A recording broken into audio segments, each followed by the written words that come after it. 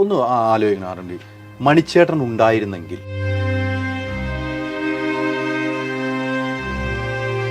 മണിച്ചേട്ടൻ പോയി 8 വർഷം കഴിഞ്ഞു. ഇതുവരെയും ഒരാള് ഒന്ന് പറയാൻ, ഒരു പ്രതിഷേധം സംഘടിപ്പിക്കാൻ എന്തേ ഇവർക്കൊക്കെ മടി? ഇനി ചേട്ടൻ്റെ ചരമദിനത്തിന് ഒരാളെ വിളിച്ചാൽ പോലും തിരക്കാണ് അവർക്ക്. എല്ലാവരും മുമ്പിൽ ചിരിക്കുന്നുണ്ട്, കരയുന്നുണ്ട്. പക്ഷെ എങ്ങനെയോ ജീവിതം മുന്നോട്ട് പോകുന്നു ഈ 8 വർഷക്കാലമായിട്ട്.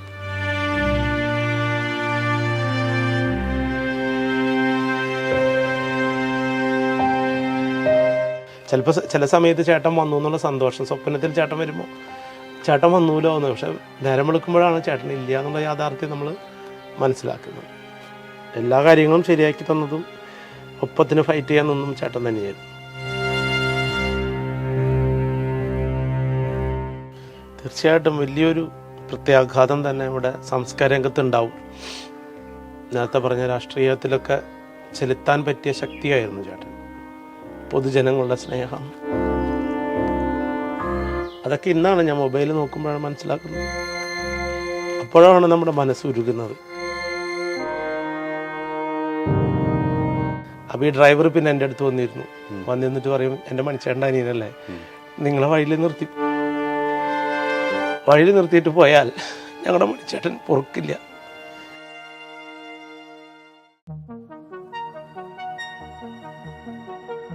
ഓക്സിജനിൽ വമ്പിച്ച വിലക്കുറവുമായി കേരളം കൂളാകും AC discount sale. Oxygen, the cooling expert.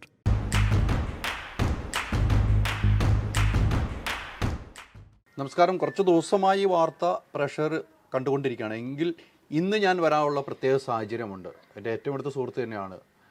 RMD ആയിട്ട് നമുക്ക് ഒത്തിരി പരിചയമുണ്ട്. മണിച്ചേട്ടനുമായിട്ടുള്ള പരിചയം തന്നെയാണ്, അതേ പരിചയം തന്നെയുള്ള വ്യക്തിയാണ്. പക്ഷേ പുള്ളിക്കുണ്ട അനുഭവം എല്ലാവരും സോഷ്യൽ മീഡിയയിലും കണ്ടു കഴിഞ്ഞു. പക്ഷേ ഇന്ന് ഞാൻ വരാനുള്ള പ്രത്യേക സാഹചര്യം, ഇദ്ദേഹം ജീവിതത്തിൽ ആഗ്രഹിച്ച സ്ഥലത്ത് ഇപ്പോൾ എത്താൻ പോകുന്നു.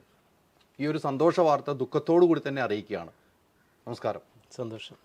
ഈ പറഞ്ഞതുപോലെ നമുക്ക് ഒത്തിരി അടുപ്പങ്ങളുണ്ട് അല്ലേ? പിന്നെ ഒരുപാട് കാലമായി കാണാൻ തുടങ്ങിയിട്ട്. നമ്മളിപ്പോൾ വന്നതെന്ന് വെച്ചാൽ എല്ലാം കണ്ടു ഈ വാർത്തകൾ, പക്ഷെ നമ്മൾ ഒരിക്കലും എത്തില്ല എന്ന് പ്രതീക്ഷ കലാമണ്ഡലത്തിലേക്ക് ചിലങ്കണിയാൻ പോവുകയാണ്. അതെ, ആ ഒരു നിമിഷം ഒന്ന് ഓർത്തെടുത്തേ. വളരെയധികം സന്തോഷമുണ്ട്. കാരണം നമ്മളൊരു നർത്തകൻ അല്ലെങ്കിൽ നർത്തകി എന്ന് പറയുമ്പോൾ ആദ്യം കേരളത്തിലുള്ള ആളുകൾക്ക് ഓടി തന്ന്, കേരളത്തിൽ നിന്നല്ല ലോക കലാകാരന്മാരുടെ ശ്രദ്ധയിൽ കിടക്കുന്ന ഒരിടമാണ് കലാമണ്ഡലം. അപ്പോൾ ഈ കലാമണ്ഡലത്തിൽ ഒരു വേദി കിട്ടുക അല്ലെങ്കിൽ കലാമണ്ഡലത്തിൽ പഠിക്കുക എന്നൊക്കെ വലിയൊരു എന്താ പറയുക സ്വപ്നമായിരുന്നു. പക്ഷെ കുട്ടിക്കാലത്ത് നമുക്കതിന് സാധിച്ചില്ല. പക്ഷേ നമ്മുടെ ഈ കലയോടെ ഒടുങ്ങാത്ത ഒരു അഭിവാഞ്ച എന്നൊക്കെ പറയില്ലേ, അത് കാരണം കൊണ്ട് MPhil വിത്ത് PhD ചെയ്യാൻ അവിടെ എനിക്ക് ഭാഗ്യമുണ്ടായി. പക്ഷെ അതേപോലെ തന്നെ എനിക്ക് കുറേ ദുരനുഭവങ്ങളും ആ സമയത്ത് ഉണ്ടായി. അപ്പോഴൊക്കെ നമ്മൾ നമ്മുടെ ഒരു സത്വം പൊട്ടിച്ചുകൊണ്ട് നമ്മുടെ ഒരു സത്യസന്ധമായ കാര്യങ്ങളൊക്കെ പറയുമ്പം നമ്മളതൊരു പ്രശ്നക്കാരനാണ് അല്ലെങ്കിൽ എപ്പോഴും ഇങ്ങനെ ശബ്ദം ഉയർത്തിക്കൊണ്ടിരിക്കുന്നവൻ എന്നുള്ള രീതിയിൽ നമ്മളെ ചിലവരെങ്കിലും അത് മോശക്കാരനായിട്ട് കാണുകയുണ്ടായിരുന്നു. ആ സമയത്തൊക്കെ നമ്മുടെ സത്യം പുറത്തു വിടാൻ വേണ്ടി പലതരത്തിലുള്ള പയറ്റലുകളും നമുക്ക് നടത്തേണ്ടി വന്നു. അതിൻ്റെയൊക്കെ അതൊക്കെ കഴിഞ്ഞതാ ഇപ്പോൾ ഇവിടെ ഇന്നെത്തി നിൽക്കുന്ന അവസ്ഥയിലാണ് ഈ ഒരു ഇത്തരത്തിലുള്ള പരാമർശങ്ങളുമായിട്ട് നമുക്ക് ഇവിടെ നിലകൊള്ളേണ്ടി വരുന്നത്. അതിൻ്റെ ഭാഗമായിട്ടാണ് ഒരു സമൂഹം അല്ലെങ്കിൽ ഒരു കേരള സമൂഹം ഒന്നടങ്കം ഏറ്റെടുത്ത് ഈ ഒരു വിഷയം ഏറ്റെടുക്കുകയും നമ്മളെ അത്രയും മണിച്ചേട്ടനെ എങ്ങനെയാണോ നെഞ്ചോട് ചേർക്കുന്നത് അതുപോലെയാണ് കേരള സമൂഹം മൊത്തം നമ്മളെ ഈ ഒരു വിഷയത്തിൽ നെഞ്ചോട് ചേർത്തിട്ടുള്ളത്. കലാമണ്ഡലത്തിൻ്റെ ഭാഗത്തുനിന്ന് 2 വലിയ സന്തോഷങ്ങളാണ് നമുക്ക് തന്നിട്ടുള്ളത്. ഒന്ന്, ഇപ്പം നേരത്തെ പരാമർശം നടത്തിയിട്ടുള്ള വ്യക്തി, ആ വ്യക്തിയെ എനിക്ക് അവരുടെ പേര് പറയാൻ പോലും മടി, അതാണ് ഞാൻ പേര് പറയാത്തത് കേട്ടോ. അത് ഒരു കലാകാരിയല്ല, ഒരു കലാപകാരിയായിട്ടാണ് ഞാൻ കാണുന്നത്. അതാണ് ഞാൻ പേര് പറയാതിരിക്കുന്നത് കേട്ടോ. അപ്പോൾ അത്തരം പരാമർശം നടത്തിയ ആ വ്യക്തിയുടെ പേരിനെ കുറിച്ച് തന്നെ അവർ പറഞ്ഞു, അവരുടെ എല്ലാ പ്രസ്താവനകളും ഞങ്ങൾ തള്ളുന്നു. കലാമണ്ഡലത്തിൽ ഇവരൊരു പൂർവ്വ വിദ്യാർത്ഥി എന്നുള്ള ബന്ധം മാത്രമേ ഉള്ളൂ എന്ന് പറഞ്ഞുകൊണ്ടുള്ള സ്റ്റേറ്റ്മെൻറ്റ് നമുക്ക് ഇന്നലെ കൊറിയറിൽ വന്നിരുന്നു. അതോടൊപ്പം തന്നെ ഏറ്റവും സന്തോഷകരമായ കാര്യം, അവിടുത്തെ വിദ്യാർത്ഥി സമൂഹം നമ്മളെ അവിടുത്തെ ഒരു നൃത്ത അവതരണത്തിനായി ഇന്നലെ ക്ഷണിക്കുകയുണ്ടായി. ഇന്നാണ് നടത്തേണ്ടിയിരുന്നത്. എന്തോ പരീക്ഷ സംബന്ധമായ എന്തോ സാങ്കേതിക ബുദ്ധിമുട്ടുകളുള്ളത് കൊണ്ട് അത് ചൊവ്വാഴ്ചയിലേക്ക് മാറ്റിയിരിക്കുകയാണ്. അത് എൻ്റെ ജീവിതത്തിൽ കിട്ടാവുന്ന ഏറ്റവും വലിയൊരു അംഗീകാരമാണ്. കാരണം ഞാൻ ഈ കലാമണ്ഡലത്തിൽ നൃത്തവുമായി ബന്ധപ്പെട്ട് എന്തൊക്കെ പരിപാടി നടന്നാലും എന്നെക്കൊണ്ടാവുന്ന രീതിയിൽ ഞാൻ അവിടെ ചെന്നെത്തുകയും എൻ്റെ സ്ഥിരം പ്രേക്ഷകനാണ് ഞാൻ. ഒരു സെമിനാറായാലും അല്ലെങ്കിൽ ഒരു എന്താ പറയുക ഏതെങ്കിലും ഒരു നല്ല നർത്തകിയുടെ പരിപാടിയായാലും നിള ഫെസ്റ്റിവൽ എന്ന് പറയുന്ന ഫെസ്റ്റിവൽ ഏറെ ആകാംക്ഷയോടെ നോക്കിക്കാണുന്നത്. ഞാൻ പഠിപ്പിച്ച വിദ്യാർത്ഥികളടക്കം അവിടെ നൃത്ത പരിപാടി ചെയ്യുമ്പോഴും നമ്മൾ ഒരു കാഴ്ചക്കാരനായിട്ട് നോക്കി നിൽക്കേണ്ട ഒരു അവസ്ഥ എനിക്കുണ്ടായിട്ടുണ്ട്. ചുരുക്കി പറഞ്ഞാൽ കമലദളത്തിലെ മോഹൻലാലിൻ്റെ പോലെ അത് കലാമണ്ഡലം തന്നെയാണല്ലോ അതിൻ്റെ ലൊക്കേഷൻ. അപ്പോൾ ആ കൂത്തമ്പലത്തിൽ ഒരു പുരുഷന് നൃത്തപ്പം എന്താ പറയുക, മോഹൻലാൽ നിരവധി ഡയലോഗുകളിലൂടെ നമുക്ക് സുപരിചിതമാണ്. നൃത്തത്തെക്കുറിച്ചും നടരാജനെക്കുറിച്ചും ഒക്കെ പറയുന്ന ഡയലോഗുകൾ വളരെ സുപരിചിതമാണ്. അപ്പം അതേ വേദിയിൽ ആനന്ദ നടനമാടുവാൻ എന്ന് പറയുന്ന നൃത്തം ചെയ്ത വേദിയിൽ നമുക്കും ഒരു ആനന്ദ നൃത്തം ചെയ്യാൻ അവസരം ലഭിച്ചതിൽ ജഗദീശ്വരനോടും നന്ദി പറയുകയാണ്. ഒരു വലിയ മൂവ്മെൻ്റ് അല്ലേ? അതെ അതെ, അതായത് ഒരു ചാക്രികമായ ഒരു ചലനമായിരുന്നു അത്. അതായത് ഒന്നുമില്ലാത്തതെന്ന് തുടങ്ങി, അല്ലെങ്കിൽ നമ്മളെ മാനസികമായി പീഡിപ്പിക്കുന്ന കാര്യങ്ങളിൽ നിന്ന് തുടങ്ങി കറങ്ങി പല ആളുകളെ പുറത്താക്കേണ്ടി വരുന്ന അവസ്ഥകളിലൂടെ പോയി തിരിച്ച് എൻ്റെ PhD പ്രബന്ധം പൂർത്തിയാക്കി ഒരു ഡോക്ടറേറ്റ് കിട്ടുന്നു, തിരിച്ചിങ്ങ് ഇങ്ങനൊരു പ്രശ്നമുണ്ടാകുന്നു, അവിടെ ഒരു വേദി കിട്ടുന്നു. അപ്പോൾ ഒരു എന്താ പറയുക, നമ്മളൊക്കെ പറയുമല്ലോ ജീവിതം ഒരു ചക്രമാണ് എന്ന്. അപ്പോൾ ആ ഒരു ചക്രം പൂർത്തിയാകുമെന്ന് ഞാൻ വേണമെങ്കിൽ പറയാം. കാരണം എനിക്കിനി വേറൊരു വേദിയും വേണ്ട, ബാക്കിയല്ല കേരളത്തിനകത്തും പുറത്തുമുള്ള ഒട്ടുമിക്ക നൃത്തോത്സവങ്ങളിലും ഞാൻ പങ്കെടുത്തു കഴിഞ്ഞു. സൂര്യ ഫെസ്റ്റിവൽ, നിശാഗന്ധി ഫെസ്റ്റിവൽ, കേരള കൾച്ചറിൻ്റെ ടൂറിസം ഫെസ്റ്റിവൽ, അതുപോലെ തന്നെ ഇന്ത്യക്കകത്തും പുറത്തും എന്താ പറയുക ദർപ്പണ, മൃണാളിനി സാരാഭായിയുടെ അവരുടെ ആ ജീവിച്ചിരിക്കുന്ന അവിടെ ചെന്ന് എനിക്ക് നൃത്തം ചെയ്യാൻ പറ്റുന്നൊരു സാഹചര്യം, മല്ലിക സാരാഭായി അവരെ കണ്ട് അവരുടെ ദർപ്പണയിൽ നൃത്തം അവതരിപ്പിക്കാൻ പറ്റി. അങ്ങനെ വ്യത്യസ്ത ക്ലാസിക്കൽ നൃത്തോത്സവങ്ങളിൽ വിദേശത്തായിട്ടും സ്വദേശത്തായിട്ടും നമുക്ക് നൃത്തം അവതരിപ്പിക്കാൻ പറ്റിയിരുന്നു. എനിക്ക് രണ്ട് ആഗ്രഹമാണ് ഉണ്ടായത്. ഒന്ന് പാലക്കാട് സ്വരലയ ആൻഡ് കേരള കലാമണ്ഡലം.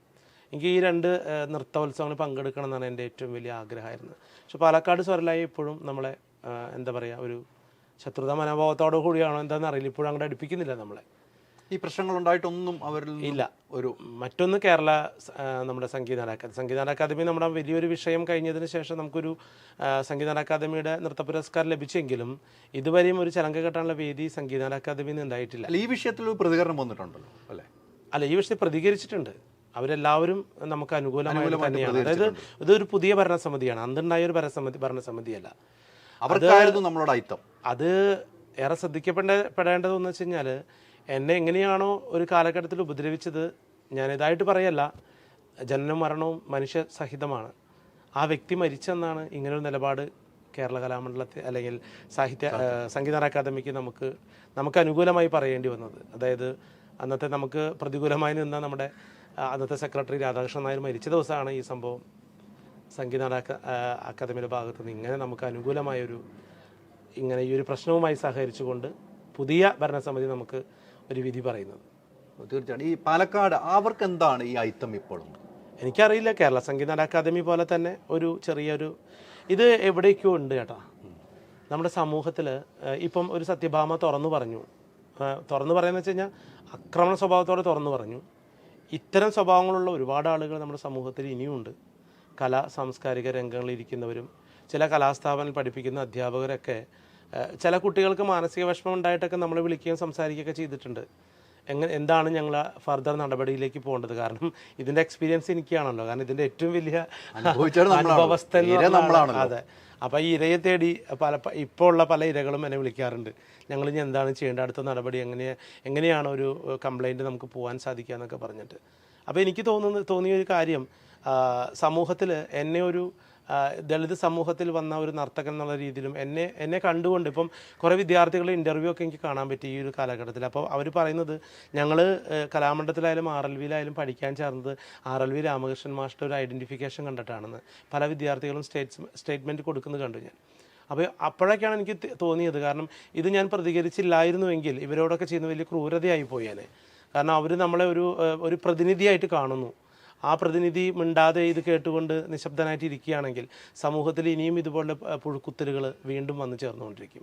അതായത് കറുത്ത വർഗ്ഗക്കാരായിട്ട് ആണിനും പെണ്ണിനും നൃത്തം ചെയ്യാൻ നല്ലതല്ല എന്ന് പറയുന്ന, അല്ലെങ്കിൽ നമ്മുടെ കുഞ്ഞു മക്കൾ നമ്മളിപ്പം നിറം നോക്കിയിട്ടല്ലോ നമ്മുടെ ക്ലാസ്സുകളിലേക്ക് എന്താ പറയുക ഒറ്റടി വെച്ച് വരുന്ന പിള്ളേർ പോലും ഇവിടെ കലാകാരിയാക്കണം, അല്ലെങ്കിൽ ഇവിടെ നല്ല ഡാൻസിൽ നല്ല അല്ലെങ്കിൽ പാട്ടിൽ നല്ല ഇൻവോൾവ്മെൻ്റ് ഉണ്ട് എന്നൊക്കെ പറഞ്ഞ് നമ്മുടെ അടുത്ത് കൊണ്ടുവരുമ്പോൾ അച്ഛനമ്മമാർക്കൊരു സങ്കല്പം ഉണ്ടാവുക മക്കളിൽ. അവളിപ്പോൾ ഒരുപാട് സിനിമാ നടി ആവാനോ അല്ലെങ്കിൽ വലിയ നർത്തകി ആവാനൊന്നുമല്ല, അവരുടെ ഇടങ്ങളിൽ അവർക്കൊരു നൃത്തം ചെയ്യാൻ, അല്ലെ അവരുടെ മക്കളെ കൊണ്ടുവന്ന് ചിലങ്ക കെട്ടി അവരുടെ ക്ഷേത്രമുറ്റത്തൊക്കെ നൃത്തം ചെയ്യിപ്പിക്കാൻ വേണ്ടി ആഗ്രഹമായിരിക്കാം, അല്ലെങ്കിൽ ഒന്നുമല്ല വെറുതെ അവൾ നൃത്തം പഠിച്ചോട്ടെ എന്നുള്ള ആഗ്രഹമായിരിക്കാം. ഇതിനൊക്കെ വിഘാതം സൃഷ്ടിക്കുന്ന രീതിയിൽ കറുത്തവർ ഡാൻസ് കളിക്കണ്ട എന്നുള്ള രീതിയിൽ അതൊന്നും അതൊക്കെ അരാജകത്വമെന്ന് പറയുന്ന രീതിയിലൊക്കെ ഇതിനെ മാറ്റുന്നത് അത് നമുക്ക് സഹിക്കാൻ പറ്റുന്ന ഒരു കാര്യമല്ല. ഈ കലാമണ്ഡലത്തിൽ ചിലങ്ക കെട്ടാനുള്ള ഒരു ആവേശം ഭയങ്കരമായിട്ട് നിൽക്കുമല്ലേ. ഇനിയൊന്ന് ദിവസമായാൽ മതി, ചൊവ്വാഴ്ച എന്നുള്ള ദിവസം കിട്ടിയാൽ മതി. സത്യമാണ് ഇന്നാണെന്ന് പറഞ്ഞപ്പോൾ തന്നെ നമ്മൾ ഇന്ന് ഏറ്റ പല പരിപാടികളും ക്യാൻസൽ ചെയ്തു. കാരണം ഇന്ന് ശ്രീകണ്ഠൻ നായർ സാറിന് 1 കോടിയിലേക്ക് ക്ഷണം കിട്ടിയൊരു ദിവസമാണ്. ഇന്നായിരുന്നു എൻ്റെ ഷൂട്ട് വെച്ചിരുന്നത്. ഞാൻ പറഞ്ഞു എനിക്ക് അതിനേക്കാളും വലിയൊരു കാര്യമാണ് കേരള കലാമണ്ഡലത്തിൽ. പക്ഷേ എന്താ പറയുക, അത് മാറിപ്പോയി, എന്തോ സാങ്കേതിക കാരണങ്ങൾ കൊണ്ട് അത് മാറ്റപ്പെട്ടു.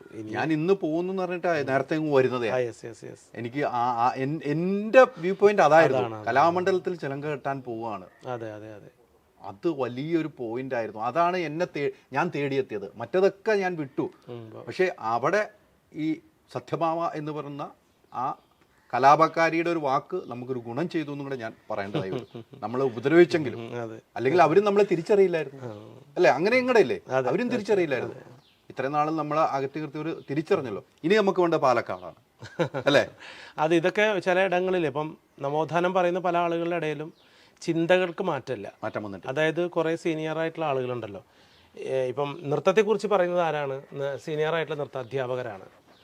അധികവും നൃത്തത്തിൻ്റെ മേഖലകളിൽ നൃത്ത അധ്യാപികമാരാണ് ഇത് ഫോളോ ചെയ്ത് പോകുന്നവർ തന്നെ. അല്ലെങ്കിൽ സാംസ്കാരിക ഇടങ്ങളിലൊക്കെ ഒരു ഉപദേശം തേടുമ്പോൾ സീനിയറായിട്ടുള്ള അധ്യാപികമാർ, സ്ത്രീ കഥാപാത്രങ്ങളാണ് അവിടെ വരുന്നത്. അപ്പോൾ അതുകൊണ്ട് തന്നെ നമുക്കൊരു സപ്പോർട്ട് കിട്ടാൻ സാധ്യതയില്ല. ഇപ്പോൾ ഈ പറഞ്ഞ പോലെ തന്നെ പുരുഷൻ മോഹിനിയാട്ടം ചെയ്ത് നന്നാവില്ല എന്നുള്ളൊരു പരാമർശം അങ്ങനെ ഉണ്ടായതുകൊണ്ടാണല്ലോ രാധാകൃഷ്ണൻ നായരും അതുപോലെ KP ലളിത ചേച്ചിയൊക്കെ നമുക്കെതിരായിട്ട് നിൽക്കുന്നൊരു സാഹചര്യം ഉണ്ടായത്. ഈ ഫീൽഡിൽ നിൽക്കുന്ന ചില ആളുകളുടെ ഇത്തരം ചിന്തകളാണ്. അപ്പോൾ ആധുനിക കാലത്ത് നിന്നുകൊണ്ട് ഈ ഒരു കാലഘട്ടത്തിൻ്റെ ഏതോ ഒരു കാലഘട്ടത്തിൻ്റെ ബാക്കി പത്രങ്ങളായ ചിന്തകളെ ഇന്നത്തെ കുറേ സീനിയറായിട്ടുള്ള അധ്യാപകർ ഇത് ഏറ്റു പറയുമ്പോൾ ഇല്ലാണ്ടാവാൻ പോകുന്നത് നാളെ ഒരു പിടി നർത്തകരെയാണ്. ഈ മോഹിനിയാട്ടം എന്ന കലാരൂപം കലാമണ്ഡലത്തിൽ പുനരുജ്ജീവിക്കുന്നത് ഒരു പുരുഷനായിട്ടുള്ള നൃത്താധ്യാപകനിലൂടെയാണ്. അദ്ദേഹമാണ് ഇന്ന് കാണുന്ന എല്ലാ മോഹിനിയാട്ടക്കാരികളെയും മോഹിനിയാട്ടം പഠിപ്പിച്ചെന്ന് പറയാം. കാരണം അന്ന് ആ അധ്യാപകനില്ലെങ്കിൽ ഇന്ന് മോഹിനിയാട്ടം എന്ന കേരള കലാമണ്ഡലത്തിലില്ല. അതോടൊപ്പം തന്നെ നമ്മുടെ മഹാകവി വള്ളത്തോൾ പറയുന്നത് ഈ കലാരൂപത്തിന് മോഹിനിയാട്ടം എന്നുള്ള പേര് ചേരില്ല. ആ പേരിനെ, അതായത് അത്രയ്ക്കും ഒരു സെക്സ്വൽ ഇമ്പാക്റ്റ് ഉണ്ടായിരുന്ന നൃത്തരൂപം അത് അധപതിച്ച് ചീഞ്ഞളിഞ്ഞ് നഷ്ടപ്പെട്ടു പോയി. മോഹിനിയാട്ടക്കാർ എന്ന് പറയുമ്പോൾ അവരെ ഏറ്റവും, അല്ലെങ്കിൽ ഒരു വേശ്യയ്ക്ക് തുല്യം കാണുന്ന ആ നർത്തകിമാരെ കാണുന്നൊരു ചരിത്രം ഇവിടെ ഉണ്ടായിരുന്നു. ചരിത്രമാണ് ഞാൻ പറയുന്നത്. ആ ചരിത്രത്തിൽ നിന്ന് മാറ്റപ്പെട്ട ആ മോഹിനിയാട്ടം എന്ന സങ്കേതത്തിലുണ്ടായിരുന്ന എല്ലാ അശ്ലീലതകളെയും തുടച്ചു മാറ്റിക്കൊണ്ട് അതിനൊരു പുതിയ ഭാവുകത്വം തുടങ്ങിക്കൊണ്ട് പുനരുജ്ജീവിപ്പിച്ചത് മഹാകവി വള്ളത്തോളാണ്. ഈ കൃഷ്ണപ്പണിക്കരാശാൻ എന്ന് പറയുന്ന നട്ടുവനിലൂടെയാണ് ഈ കളരിയിലൂടെ മോഹിനിയാട്ടത്തിൻ്റെ തിരി തെളിഞ്ഞത്, ഭദ്രദീപം തെളിഞ്ഞത്. അവിടെ നിന്നാണ് കല്യാണിക്കുട്ടിയമ്മയും കല്യാണിയമ്മയൊക്കെ ഉയർന്നു വരുന്നത്. മോഹിനിയാട്ടം ഒന്നുമല്ലാതിരുന്നൊരു കാലഘട്ടത്തിലൂടെ. അന്ന് വള്ളത്തോൾ പറഞ്ഞത് എന്താണെന്ന് പറയുമ്പോൾ ഈ കലാരൂപം മോഹിനിയാട്ടം എന്നുള്ള പേരിലല്ല അറിയപ്പെടേണ്ടത്, കൈരളി നൃത്തം എന്നുള്ള പേരിലൂടെയാണ് അറിയപ്പെടേണ്ടത്. അന്ന് പറഞ്ഞ വാക്കുകൾ ഇന്നും അത് ഉപേക്ഷിക്കപ്പെട്ട നിലയിലാണ്. മഹാനായ വള്ളത്തോൾ പറഞ്ഞ വാക്ക് അത് ഉപേക്ഷിക്കപ്പെട്ട നിലയിലാണ് ഇന്നും. ഞാനിവിടെ പറയുന്നത് സാംസ്കാരിക വകുപ്പിനോടും ബഹുമാനപ്പെട്ട കലാമണ്ഡലം VC തുടങ്ങിയിട്ടുള്ള ഭരണാധികാരികളോടും പറയുന്നത്, ഇന്ന് മോഹിനിയാട്ടം എന്നുള്ള പേരിൽ ഈ ലിംഗവിവേചനം ഉണ്ടാവാനുള്ള കാരണം ഈ മോഹിനി എന്നുള്ളൊരു പദം ഈ നൃത്തത്തോട് ചേർന്നുകൊണ്ടാണ്. അതുകൊണ്ട് തന്നെ മഹാനായ വള്ളത്തോൾ പറഞ്ഞു വച്ചിരിക്കുന്ന കാര്യം കേരള കലാമണ്ഡലം ചരിത്ര പുസ്തകങ്ങളടക്കമുണ്ട്. ആ ചരിത്രഭാഗത്തെ അടയാളപ്പെടുത്തിക്കൊണ്ട് മഹാനായ വള്ളത്തോൾ പറഞ്ഞ ഈ നാമം വീണ്ടും പുനരുജ്ജീവിപ്പിച്ചുകൊണ്ട് ഈ മോഹിനിയാട്ടത്തിൻ്റെ പേര് തന്നെ മാറ്റിക്കൊണ്ട് കൈരളി നൃത്തം എന്ന് നാമകരണം ചെയ്യണം. അതോടൊപ്പം തന്നെ എനിക്ക് മറ്റൊരു കാര്യം കലാമണ്ഡലത്തിൽ പറയാനുള്ളത്, നാളിതുവരെ ഈ ഒരു പുരുഷ നട്ടുവൻ പഠിപ്പിച്ച കളരിയിൽ ഒരു നർത്തകന് പോലും പ്രവേശമില്ല.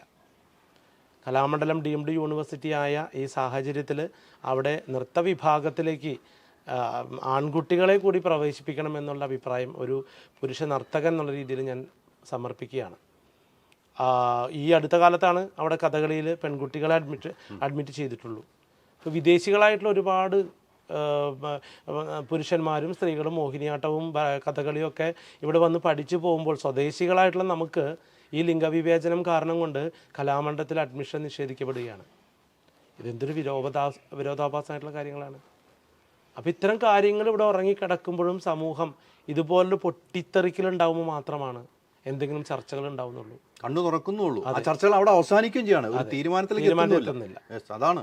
അപ്പോൾ ഇനി ഈ ഒരു ചർച്ച അത്തരമൊരു മാറ്റങ്ങൾക്ക് ഉണ്ടാവണമെന്ന് ഞാൻ ബഹുമാനപ്പെട്ട സാംസ്കാരിക വകുപ്പിനോടും കേരള മുഖ്യമന്ത്രിയോടും ഞാൻ ഈ ഒരു പ്രശ്നത്തിൻ്റെ പുറകിൽ ഇത് അടിസ്ഥാനപരമായി ഈ സ്ഥാപനത്തിൽ തന്നെ നിലനിൽക്കുന്നു, അത് മാറ്റപ്പെടേണ്ടതാണെന്ന് ഞാൻ തുറന്നു പറയുകയാണ്. തീർച്ചയായിട്ടും. ഒന്ന് ആലോചിക്കണം, മണിച്ചേട്ടൻ ഉണ്ടായിരുന്നെങ്കിൽ, ഞാൻ അതിലേക്കാണ്, മണിച്ചേട്ടൻ ഉണ്ടായിരുന്നെങ്കിൽ ഈ സംഭവം ഇപ്പോൾ ഇവിടെ ഉണ്ടാവുമായിരുന്നു. ഇനി അതാൽ ഉണ്ടാകാം, ഈ വീട്ടിൻ്റെ മുന്നിൽ കാണുന്നത് ഒരു പിടി സിനിമാക്കാരെയായിരുന്നു. തീർച്ചയായിട്ടും. ഇന്ന് ആരുമില്ല. ഇന്നിപ്പം സോഷ്യൽ മീഡിയയിലൂടെ നമുക്ക് പ്രതികരണങ്ങൾ തന്നിരുന്നു. ഇന്ന് രാവിലെ തന്നെ ആശാ ശരത്ത് വിളിച്ചിരുന്നു. അങ്ങനെ വളരെ അപൂർവം ചില ആളുകൾ മാത്രം വിളിച്ച് സംസാരിച്ചിട്ടുണ്ടായിരുന്നു. ബാക്കിയൊക്കെ സോഷ്യൽ മീഡിയയിലുള്ള പ്രതികരണങ്ങളാണ്. അപ്പോൾ ഒരു ആൾ നേരിട്ട് വന്ന് ആശ്വസിപ്പിക്കാൻ ഒരു പക്ഷേ തിരക്കായിരിക്കാം കേട്ടോ, പറയാൻ എളുപ്പമാണ്. അല്ല, അത് ഈ ഒരു കാര്യത്തിൽ പോട്ടെ. പക്ഷേ മറ്റൊരു കാര്യത്തിൽ മണിച്ചേട്ടൻ പോയി 8 വർഷം കഴിഞ്ഞു.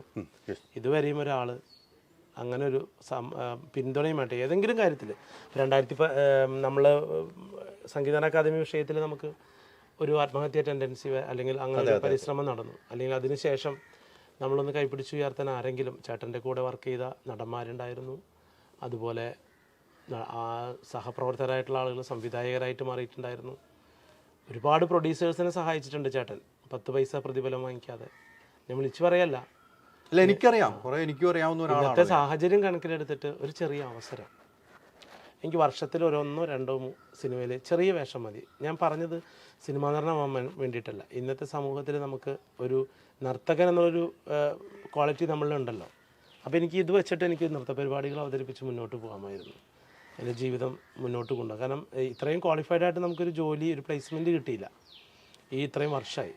പിന്നെ ഒരു നൃത്ത പരിപാടി എന്നെ സംബന്ധിച്ചിടത്തോളം വലിയൊരു സാമ്പത്തികമായി തരാനായിട്ട് ആരും മെനക്കെടുന്നില്ല. കാരണം അവർ പറയുന്നത് അപ്പോഴും നിങ്ങളുടെ കൂടെ ഒരു സിനിമാ നടി കൂടെ കളിക്കാനുണ്ടെങ്കിൽ ഞങ്ങൾ പറഞ്ഞ പൈസയ്ക്ക് ഞങ്ങൾ ചെയ്തു തരാം എന്നാണ് പറയുന്നത്. അപ്പോൾ എൻ്റെ ഇപ്പുറത്ത് വാമഭാഗത്തൊരു സിനിമാ നടിയാണ് അവർ പ്രതീക്ഷിക്കുന്നത്.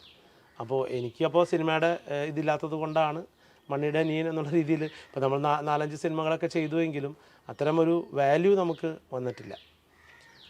അപ്പോൾ ഇങ്ങനെ നമുക്ക് എന്തെങ്കിലും ഒരു സഹായം ഇവരുടെ ഭാഗത്ത് നിന്നുണ്ടാകുമ്പോൾ നമുക്ക് സുഖമായിട്ട് പോവാം. പക്ഷെ ഒരുപാട് സാധ്യതകളുണ്ട്, അന്നൊന്നുമില്ല.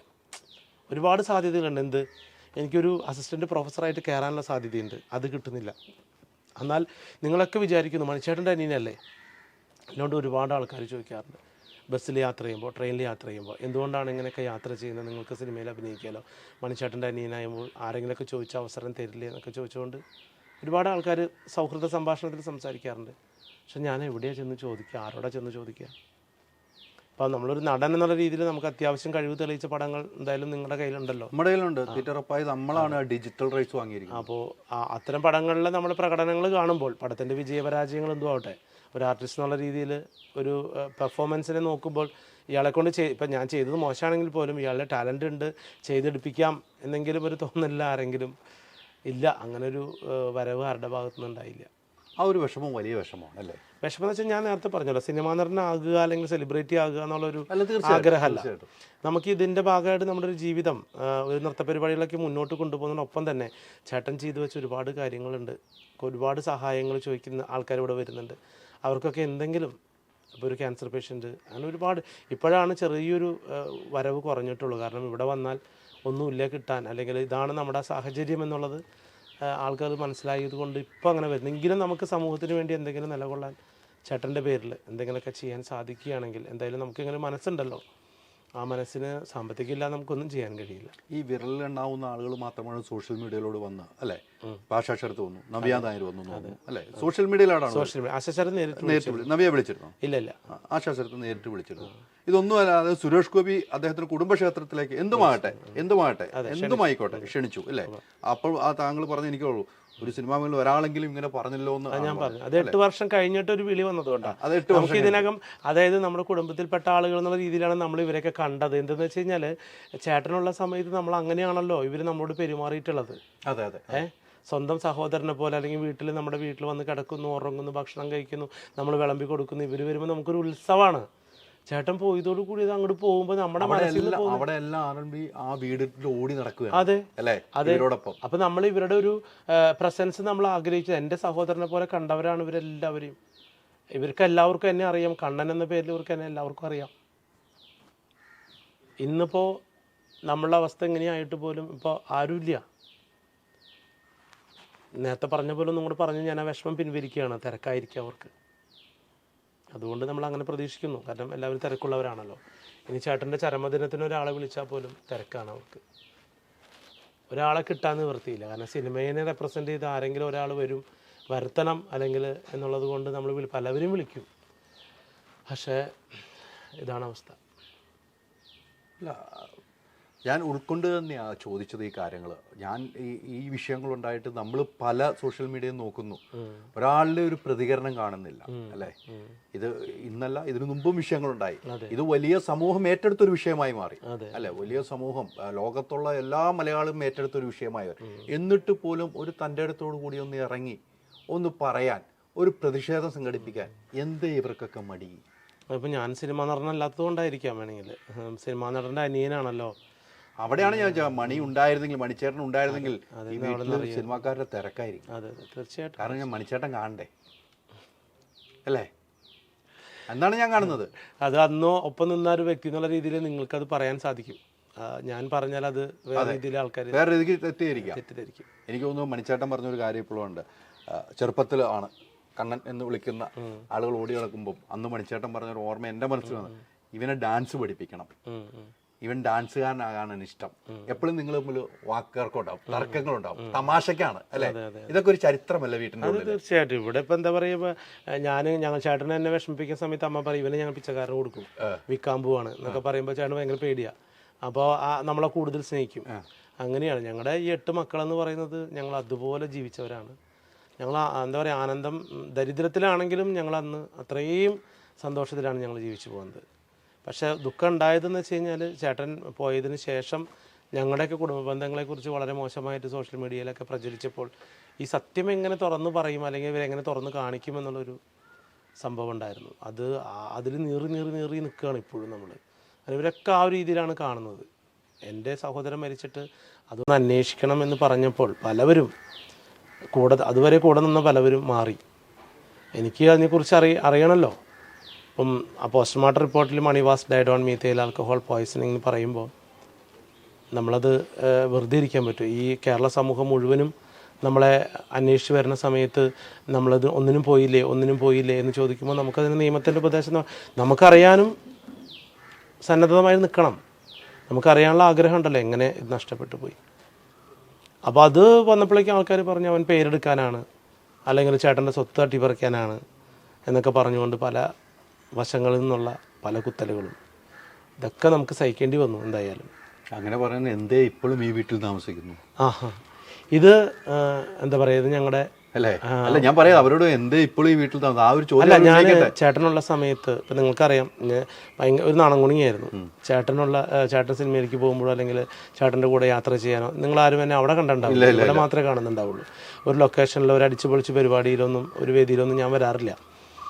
അപ്പോൾ ഒക്കെ നമ്മുടെ ചേട്ടൻ ആണല്ലോ, സിനിമാ നടനാണെന്ന ധാരണ ഉണ്ടെങ്കിൽ പോലും നമ്മുടെ സ്വന്തം അല്ലേ. പിന്നെ എന്താ പറയുക, എനിക്ക് ചേട്ടൻ കാറ് വാങ്ങിച്ചു തരാം, അങ്ങനെ എനിക്ക് ഡ്രൈവിങ്ങും അറിയില്ല, ഒന്നും അറിയില്ല. അപ്പോൾ ചേട്ടൻ സ്വിഫ്റ്റ് കാറൊക്കെ ബുക്ക് ചെയ്ത് ഞാൻ പറഞ്ഞു എനിക്ക് വേണ്ട. കാരണം ഞാൻ ഉദ്ദേശിക്കുന്നത് ചേട്ടൻ എങ്ങനെയാണോ കഷ്ടപ്പെട്ട് ഇവിടം വരെ എത്തിയത് അത് നമുക്കൊരു മാതൃകയാണ്. അതുപോലെ തന്നെ നമ്മുടെ ഫീൽഡിലൂടെ നമ്മൾ പഠിച്ചു ഉയർന്ന് ഇവിടെ വരാനാണ് എനിക്ക് താല്പര്യം. അത് ചേട്ടൻ്റെ മുമ്പിൽ കാണിക്കാനാണ് എനിക്ക് താല്പര്യം. അതല്ലാതെ എല്ലാത്തിനും കൈത്താങ്ങയാക്കി നിൽക്കുമ്പോൾ നമുക്കതിന് ഒരു സുഖം ഉണ്ടാവില്ല. നമ്മൾ തന്നെ നേടിയെടുക്കുമ്പോഴാണ് അതിനൊരു സുഖം. അത് ചേട്ടനെ കൊണ്ട് കൊടുക്കുമ്പോൾ ഉണ്ടാകുന്ന സന്തോഷമാണ് ഏറ്റവും വലിയ സന്തോഷം എന്നാണ് ഞാൻ മനസ്സിലാക്കിയത്. അതല്ലാതെ ഞങ്ങൾക്ക് അമ്പിളിമാവനെ വേണമെന്ന് പറഞ്ഞാലും ചേട്ടൻ പിടിച്ചു കൊണ്ടുതരും. അതുപോലെ ഞങ്ങൾ ദാരിദ്ര്യം അനുഭവിച്ചിട്ടുണ്ട്, ദുഃഖം അനുഭവിച്ചിട്ടുണ്ടെങ്കിൽ അതുപോലെ സുഖം അനുഭവിച്ചിട്ട് തന്നെയാണ് ചേട്ടൻ പോയിട്ടുള്ളൂ.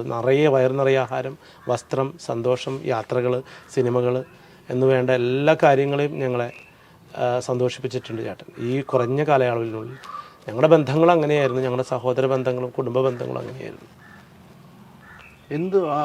ഇവിടെയൊക്കെയാണ് ചോദ്യം ഉയരുന്നത്. ഇത്രയും മലയാളികൾ, ലോകത്തുള്ള മലയാളികൾ മണിച്ചേട്ടനെ സ്നേഹിക്കുന്നു, ഇപ്പോൾ ഒരു വിഷയം ഉണ്ടായപ്പോൾ താങ്കളെ സ്നേഹിക്കുന്നു, എന്നിട്ടും എന്തേ ചില ആളുകൾ മാത്രം ഇങ്ങനെ ഇപ്പോഴും ആയിട്ട് നിൽക്കുന്നത്? എന്താണ് ഇങ്ങനെ? അവരെന്താണ് അവരുടെ മാനസികാവസ്ഥ എന്താണെന്ന് ചിന്തിച്ചിട്ടുണ്ടോ? അല്ല, നമുക്ക് എന്താണെന്ന് മനസ്സിലാക്കാൻ പറ്റില്ല. ഇതിൽ പൊട്ടിത്തെറികൾ വരുമ്പോൾ നമുക്ക് മനസ്സിലാക്കാൻ പറ്റുള്ളൂ. ഇപ്പോൾ ഒരാൾ നമ്മൾ കെട്ടിപ്പിടിക്കുന്നു, ചിരിക്കുന്നു, നമ്മൾ അവൻ്റെ ബാഹ്യമായ രൂപവും പ്രകടനം മാത്രമേ നമ്മൾ കാണുന്നുള്ളൂ. അതിനുള്ളിലെ മനസ്സിൻ്റെ ഉള്ളിൽ ഇപ്പോൾ നമുക്ക് മനസ്സിലാക്കാൻ പറ്റുന്നില്ലല്ലോ. അത് മെഷർ ചെയ്യാനുള്ള മെഷീൻസൊന്നും നമ്മുടെ കയ്യിലില്ല. പിന്നെയാണ് നമുക്ക് മനസ്സിലാകുക ഇതൊക്കെ വെറുതും ജാടകളായിരുന്നു എന്നുള്ളത് പിന്നീടാണ് നമുക്ക് മനസ്സിലാക്കുക. അപ്പോൾ നമുക്കുണ്ടാകുന്ന ഒരു ഷോക്ക് കിട്ടുന്നൊരവസ്ഥയുണ്ട്. ആ ഒരു ഷോക്കടിച്ച പോലെയാണ് ഇപ്പോൾ ജീവിതം മുന്നോട്ട് പോകുന്നത്. എല്ലാവരും മുമ്പിൽ ചിരിക്കുന്നുണ്ട്, കരയുന്നുണ്ട്. പക്ഷേ എങ്ങനെയോ ജീവിതം മുന്നോട്ട് പോകുന്നു ഈ 8 വർഷക്കാലമായിട്ട്. അല്ല, സാമ്പത്തികമായിട്ടൊക്കെ ബുദ്ധിമുട്ടില്ലേ ഇപ്പോൾ? എനിക്ക് സാമ്പത്തികം എന്ന് വെച്ച് കഴിഞ്ഞാൽ ഞാൻ അന്നും ഇന്നും ഞാൻ നൃത്തം പഠിപ്പിച്ച് കിട്ടുന്ന കുട്ടികളിൽ നിന്ന് കിട്ടുന്ന തുച്ഛമായ വരുമാനം കൊണ്ട് വളരെ സുഖമായി, അതായത് സന്തോഷമായി ജീവിക്കുന്ന ഒരു വ്യക്തി. ഒരുപാട് ആർഭാടങ്ങൾ എനിക്കില്ല, അല്ലെങ്കിൽ ഒരുപാട് എന്താ പറയുക ലക്ഷറീസ് വേണമെന്ന് ആഗ്രഹിക്കുന്ന ഒരാളല്ല ഞാൻ എന്തെങ്കിലും യാത്രകൾക്ക് പോവുകയാണെങ്കിൽ ഒരു വണ്ടി വാടകയ്ക്ക് വിളിക്കും, അതിൻ്റെ വാടക ഞാൻ ചെല്ലണം എന്ന് പറയുന്ന ആൾക്കാർ കൊടുത്തോളും. പിന്നെ ഇവിടെ വീട്ടിലാണെങ്കിൽ ഞാൻ എന്താ പറയുക നൃത്തവും നൃത്ത ക്ലാസ്സുകളും ഒക്കെ ആയിട്ടാണ് എല്ലാ ദിവസവും നമ്മുടെ ഒരു സ്റ്റൈൽ പോകുന്നത് തന്നെ. കാലത്ത് തുടങ്ങി വൈകുന്നേരം വരെ അങ്ങനെയാണ് പോകുന്നത്. അല്ലാണ്ട് എനിക്കിപ്പോൾ ഒരു അടിച്ചു പൊളിച്ച് നടക്കുന്നൊരു സ്വഭാവം, അല്ലെങ്കിൽ കാർ ഓടിച്ച് പൊളിച്ച് നോക്കുന്നൊരു സ്വഭാവം, അതൊന്നും എനിക്കില്ല. അപ്പോൾ അതുകൊണ്ട് തന്നെ ഇപ്പോൾ കിട്ടുന്ന തുച്ഛമായ വരുമാനത്തിൽ എനിക്കൊരു എന്താ പറയുക സാമ്പത്തിക ഭദ്രതയില്ല എന്നേ ഉള്ളൂ. ഞാൻ അധ്വാനിച്ച് കിട്ടുന്ന പൈസ കൊണ്ട് ഇന്ന് ഈ രീതി വരെ ലളിതമായിട്ടൊന്നുമില്ല. നാളത്തേക്കൊന്നുമില്ല. നാളെ ഒരു ആശുപത്രി കേസ് വന്നാൽ ഞങ്ങളുടെ ഇവിടുത്തെ ഗവൺമെൻറ് ആശുപത്രി തന്നെയാണ് ആശ്രയം. അത്രയേ ഉള്ളൂ. ഇന്നത്തേക്കുള്ള സമാധാനം അത്രയേ ഉള്ളൂ. അതൊരു സമാധാനമാണ്. കാരണം ഒന്നും എടുത്തു കൊണ്ടുപോകാനും ഒന്നുമില്ല. അതുകൊണ്ട് ഇന്നത്തേക്കുള്ള നമ്മുടെ കയ്യിലുണ്ട്. വിദ്യാഭ്യാസം ഉണ്ട് നമ്മുടെ കയ്യിൽ, കലയുണ്ട് കയ്യിൽ. ആ കലയാണ് ഏറ്റവും വലിയ ഗുണമായിരിക്കുന്നത് അല്ലേ? ഈ മറ്റൊരു പ്രധാനപ്പെട്ട കാര്യം, ഇപ്പോൾ ഒത്തിരി ആളുകൾ പിന്തുണയായിട്ട് വന്നു അല്ലേ? രാഷ്ട്രീയക്കാരുടെ പിന്തുണയൊക്കെ എങ്ങനെയാണ്? രാഷ്ട്രീയക്കാരുടെ പിന്തുണ എങ്ങനെയാണ്? നമുക്ക് രാഷ്ട്രീയം എന്നുള്ളത് നമുക്കറിയാലോ, അതവരെ പ്രസൻസ് കാണിക്കുക എന്നുള്ളതാണ്. എല്ലാവരും വരും പോകും, ഇത് 2-3 ദിവസം കൊണ്ട് കഴിയും, അത്രയേ ഉള്ളൂ. ചേട്ടൻ മരിച്ചപ്പോഴും ഒരുപാട് ആൾക്കാർ വന്നു പോയി, സിനിമാ നടന്മാരും എല്ലാവരും വന്നു, അതിപ്പോൾ ആ ഒഴുക്ക് നിന്നു. പക്ഷെ ഇവിടെ വന്നുകൊണ്ടിരിക്കുന്നത് സാധാരണക്കാരായിട്ടുള്ള മണിച്ചേട്ടനെ സ്നേഹിക്കുന്ന ജനങ്ങളാണ്. ഇപ്പോഴും രാഷ്ട്രീയക്കാർ ഇതാണ്, ഒരു സമയം വരുമ്പോൾ ഞങ്ങളുണ്ട് പുറകിൽ. അപ്പോൾ അത് പറയുന്നു പോകുന്നു, നമ്മളത് അംഗീകരിക്കുക, അതിനപ്പുറത്തേക്കൊന്നുമില്ല. ആരെങ്കിലുമൊക്കെ ഇടപെട്ട് വന്നിരുന്നു? ഇടപെട ഈ ഒരു കാര്യത്തിൽ തീർച്ചയായിട്ടും അല്ല, ഇവിടുത്തെ കക്ഷി രാഷ്ട്രീയ രംഗത്തെ പ്രമുഖരായിട്ടുള്ള എല്ലാ പാർട്ടിയിൽപ്പെട്ട ആളുകളും ഇവിടെ വന്നു പോയിട്ടുണ്ട്. ഒരു ഉറപ്പ് തന്നിരുന്നു? അതെ, ഐക്യദാർഢ്യം. അത് പറയാൻ എളുപ്പമാണല്ലോ അല്ലേ? പറയാൻ മാറി വരുന്ന ഭരണങ്ങൾക്ക് വേണമെങ്കിൽ താങ്കൾ ഒരു നൃത്താധ്യാപകനായി നിർത്താനൊക്കെ പല സോഴ്സുമുണ്ട്, എന്നിട്ടും ചെയ്തിട്ടില്ല. ഇല്ല, അതൊന്നും ഉണ്ടായിട്ടില്ല. ഇനിയും ഞാൻ പറയാന്ന് വെച്ച് കഴിഞ്ഞാൽ ഇത്തരത്തിലുള്ള വിവേചനങ്ങൾ ഇനിയും താഴേക്ക്, ഇപ്പം എനിക്ക് ഉണ്ടായതോ താഴേക്കടയിലുള്ള നമ്മളെ പുറത്ത് വരുന്ന പിള്ളേർക്ക് ഇനി ഉണ്ടാവരുത്. അതുകൊണ്ട് ഇതുപോലെയുള്ള ഈ സംഭവങ്ങളെ അടിസ്ഥാനപ്പെടുത്തിക്കൊണ്ട് കലാമേഖലയിൽ ഇങ്ങനെ വിവേചനം ഉണ്ടാവാതെ സൂക്ഷിക്കണം. അതിന് ഞാൻ നേരത്തെ പറഞ്ഞ പോലെയുള്ള ഇപ്പോഴും നിലനിൽക്കുന്ന ചില വിവേചനപരമായിട്ടുള്ള കാര്യങ്ങൾ ഒഴിവാക്കിക്കൊണ്ട് ജനങ്ങൾക്ക് തുറന്നു കൊടുക്കണം മാത്രമേ എനിക്ക് പറയാം. ഇപ്പം നമ്മൾ നേരത്തെ പറഞ്ഞ മണിച്ചേട്ടനെ കുറിച്ച് പറഞ്ഞു. മണിച്ചേട്ടൻ ഇപ്പോൾ ഉണ്ടായിരുന്നെങ്കിൽ എന്ന് ചിന്തിച്ചില്ലേ ഈ വിഷയം ഉണ്ടായപ്പോൾ? തീർച്ചയായിട്ടും നമുക്ക് ഓരോ ദിവസം അദ്ദേഹം ഉണ്ടായിരുന്നെങ്കിൽ തന്നെയാണ്. ഓക്കെ, എല്ലാ ദിവസവും വേണമെന്നോ ഈ ഒരു ഇഷ്യൂ? അതെ, നമ്മുടെ അത് കുടുംബപരമായിട്ട് നമ്മൾ ചിന്തിക്കുമ്പോൾ അങ്ങനെയാണ്. ഞാൻ പല ബുദ്ധിമുട്ടുകളുണ്ടാകുമ്പോൾ ചേട്ടനൊന്ന് വന്ന് തിരിച്ചു പോയിരുന്നെങ്കിൽ, അല്ലെങ്കിൽ ഒന്ന് വന്ന് കണ്ടുപോകാൻ, ഇതൊന്ന് പറയാനായിട്ട്, അങ്ങനെയൊക്കെ നമ്മൾ ചിന്തിക്കുമല്ലോ. ചില സമയത്ത് ചേട്ടൻ വന്നു എന്നുള്ള സന്തോഷം, സ്വപ്നത്തിൽ ചേട്ടൻ വരുമ്പോൾ ചേട്ടൻ വന്നൂലോ എന്ന്. പക്ഷെ നേരം വെളുക്കുമ്പോഴാണ് ചേട്ടൻ ഇല്ല എന്നുള്ള യാഥാർത്ഥ്യം നമ്മൾ മനസ്സിലാക്കുന്നത്. അങ്ങനെ നമ്മൾ സങ്കല്പിക്കല്ല, സ്വപ്നത്തിൽ കാണും. അപ്പോൾ മരിച്ചിട്ടില്ല ചേട്ടൻ, നമ്മുടെ ഒപ്പം ഉണ്ട് ചേട്ടൻ എന്ന് വിചാരിച്ചിട്ട് പിറ്റേ ദിവസം എണീക്കുമ്പോൾ ശൂന്യല്ലേ. അപ്പോൾ ആ യാഥാർത്ഥ്യത്തിലേക്ക് തിരിച്ചു വരുമ്പോൾ നമ്മൾ ആ സന്തോഷം അതുപോലെ. ഇതിൻ്റെ സങ്കടമൊക്കെ നിങ്ങൾ മണിച്ചേട്ടനോടല്ലേ പറഞ്ഞത്? തീർച്ചയായിട്ടും എല്ലാ കാര്യങ്ങളും ശരിയാക്കി തന്നതും ഒപ്പത്തിന് ഫൈറ്റ് ചെയ്യാൻ നിന്നും ചേട്ടൻ തന്നെയായിരുന്നു.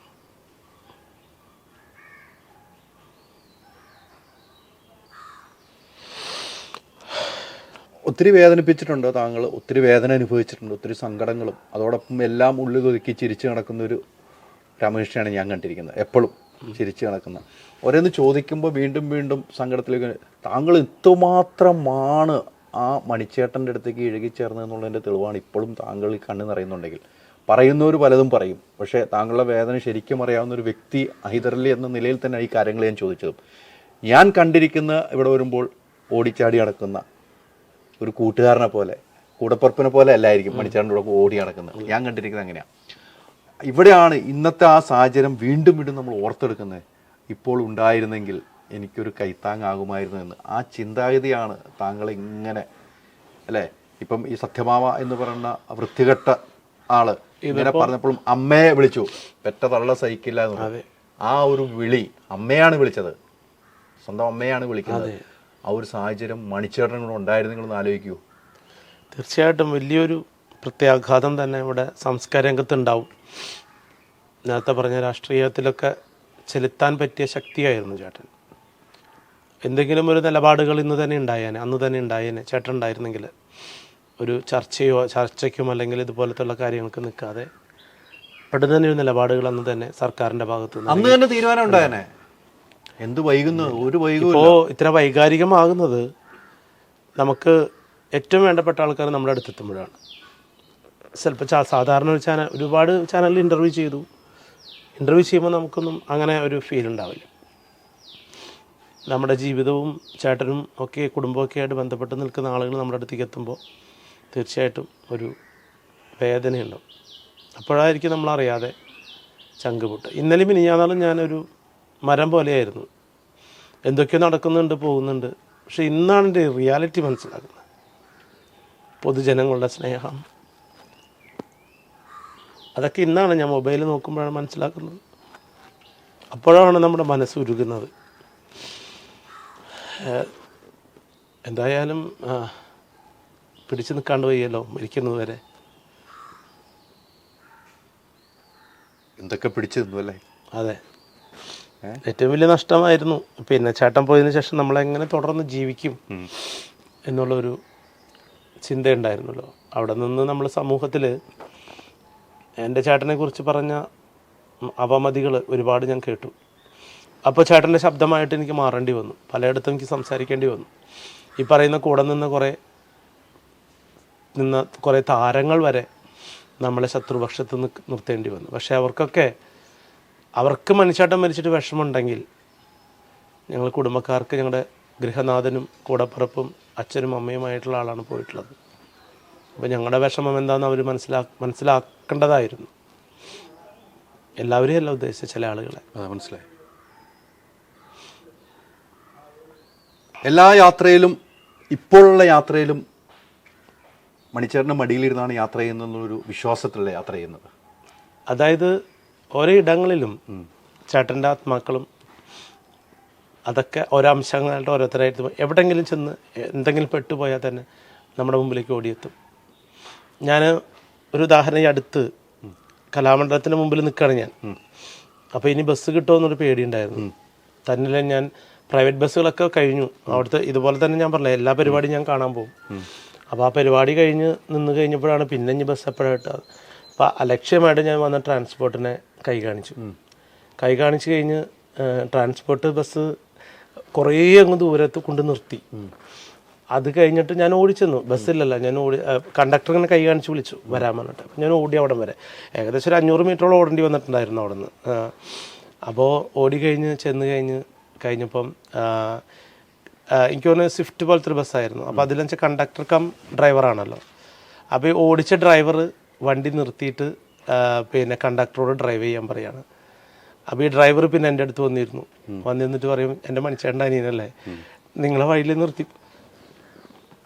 വഴിയിൽ നിർത്തിയിട്ട് പോയാൽ ഞങ്ങളുടെ മണിച്ചേട്ടൻ പൊറുക്കില്ല എന്ന് പറയുന്ന കെട്ടിപ്പിടിച്ച് ഉമ്മ വെച്ചുകൊണ്ട് അത്രയും അങ്ങനെ സ്നേഹിക്കുന്ന ആളുകൾ വരെയുണ്ട്. ഞാൻ കാലടിയിൽ ബസ് കാത്ത് നിൽക്കുന്ന സമയത്ത് പലവരും എനിക്ക് ലിഫ്റ്റ് തരാൻ വേണ്ടി വിളിക്കും. അതൊക്കെ ചേട്ടനോട് ഇഷ്ടമുള്ളതും കൊണ്ടും ഒക്കെയാണ്. അപ്പോൾ അങ്ങനെയാണ് ചേട്ടൻ. എവിടെ പോയി നമ്മൾ നിന്നാലും നമ്മളെത്തിക്കേണ്ടോടത്തേക്ക് ചേട്ടൻ തന്നെ എത്തിക്കും. ചേട്ടൻ്റെ പ്രതിനിധികളായി പല രൂപത്തിലും പല ഭാവത്തിലും നമ്മുടെ മുമ്പോട്ട് അവർ വരും. വഴിയിൽ കിടക്കേണ്ടതായി വരില്ല. ഇല്ല, ഒരിക്കലും ഇതുവരെ അങ്ങനെ ഉണ്ടായിട്ടില്ല. എവിടെ പോയാലും നമുക്ക് കൃത്യമായ അടുത്തേക്ക് നമ്മളെ കൊണ്ടു ചെന്നെത്തിക്കും. അതാണ് ചേട്ടൻ. ആ ചേട്ടൻ്റെ അനുജനാണ് ഇപ്പോൾ. ഇല്ല, ഇത് എന്താ പറയുക, നമ്മളിപ്പം സൗഹൃദത്തിൻ്റെ പേര് സംസാരിച്ചപ്പോൾ നിങ്ങളുടെ കണ്ണെന്നറിയാൻ കാരണം, എൻ്റെ കണ്ണെന്നറിയാൻ കാരണം ആക്ഷൻ ആൻഡ് റിയാക്ഷനാണ്. ഒരു തിരുനാളം ഉള്ളിലുള്ളത് കൊണ്ടാണ് അങ്ങനെ ഉണ്ടാവുന്നത് തന്നെ. ഇത് നമുക്ക് അനുഭവിക്കാണ്ട് പറ്റില്ല. ചേട്ടൻ ഒരുപാട് ശക്തമായിട്ട് നേരിട്ടല്ലോ. തീർച്ചയായിട്ടും. അപ്പോൾ ചേട്ടൻ്റെ കഥ പറയുമ്പോൾ നമ്മളങ്ങനെ കണ്ണു നനഞ്ഞു എന്ന് മാത്രമേ ഉള്ളൂ. കർഷകൻ എന്ന പേരിൽ നായികമാരെ പോലും കിട്ടാത്ത കാലഘട്ടത്തിൽ ഉണ്ടായിരുന്നു മണിച്ചേട്ടൻ കടന്നു പോയ. അതെ അതെ ചങ്കൂറ്റത്തോടുകൂടി വിനയൻ സാറ് ഇറങ്ങി തിരിച്ചാണ്. അതെ അതെ നമുക്ക് മറക്കാൻ കഴിയില്ല അല്ലെ, എത്രയോ നായികമാരെ അടുത്ത് വിനയൻ സാറ് സമീപിച്ചു. അവസാനം ഐശ്വര്യ റായിയുടെ കൂടെ അഭിനയിച്ചു അല്ലേ, ആലോചിച്ചു നോക്കി. അതെ അതെ. അവിടെയും ചങ്കൂറ്റത്തോട് നിന്നു കലാഭവൻ മണി എന്ന് പറഞ്ഞ ആ വ്യക്തി. ആ വ്യക്തിയുടെ അനുജനാണ് ഈ ചങ്കൂറ്റത്തോട് തീർച്ചയായിട്ടും ആ ചങ്കൂറ്റത്തോട് കൂടെ തന്നെ ഇപ്പോഴും നിൽക്കുന്നത്.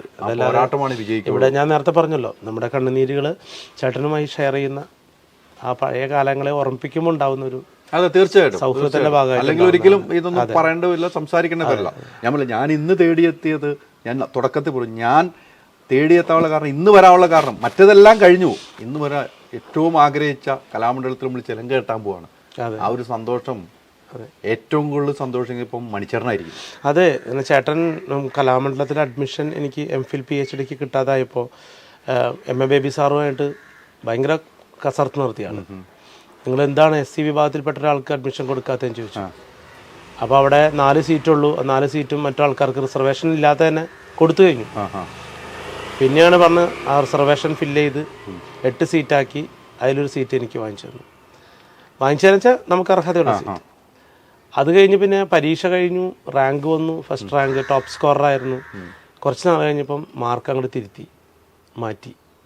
അവിടെയും ചേട്ടൻ ബഹളം വെച്ചു. പത്രങ്ങൾ എഴുതി വീണ്ടും ഇത് ബന്ധപ്പെട്ടവരെ ശ്രദ്ധയിൽപ്പെടുത്തി. അത് നമുക്ക് തിരിച്ചു കിട്ടി. അപ്പോൾ ഇവിടെയൊക്കെ ഇങ്ങനെ ചേട്ടനെ ശരിക്കും നിരന്തരം ഞാൻ ഈ കാര്യം പറഞ്ഞുകൊണ്ട് ശല്യപ്പെടുത്തിക്കൊണ്ടിരിക്കും. പാവം. അതിന് എന്താ പറയുക, ഇത് കേൾക്കുമ്പോൾ മനസ്സമാധാനമില്ലല്ലോ ദൈവമേ എന്നൊരവസ്ഥയിലേക്ക് എത്തുമല്ലോ. തീർച്ചയായിട്ടും പഠിക്കാൻ പോലും പറ്റുന്നില്ല, സീറ്റ് കിട്ടുന്നില്ല, പഠിച്ച് കഷ്ടപ്പെട്ട് മാർക്ക് വാങ്ങിച്ചിട്ട് അത് നിരസിക്കപ്പെടുന്നൊരു സാഹചര്യം ഒക്കെ ഉണ്ടായിട്ടുണ്ട്. അവിടെയൊക്കെ നിരന്തരം ഇങ്ങനെ ആൾ ഇറത്ത് തന്നുകൊണ്ടിരുന്നു. അപ്പോൾ നമുക്ക് അവിടെ അതാണ് ഞാൻ പറയുക. ഇപ്പം ഏറ്റവും കൂടുതൽ ഇപ്പം രാമകൃഷ്ണൻ സന്തോഷിക്കുന്നുണ്ട്, അതിൻ്റെ അപ്പുറത്തേക്ക് മണിച്ചേട്ടൻ പരലോകത്തിനും സന്തോഷമായിരിക്കും ചിലങ്ക കിട്ടും. അതെ, അങ്ങനെയാണ് അവസാനം. ഇപ്പോൾ ഇങ്ങനെ ഒരു അവസരം വന്നിട്ടുണ്ട്. ഇനി നമുക്കറിയില്ല എവിടെ മാറും, എപ്പോൾ മാറും.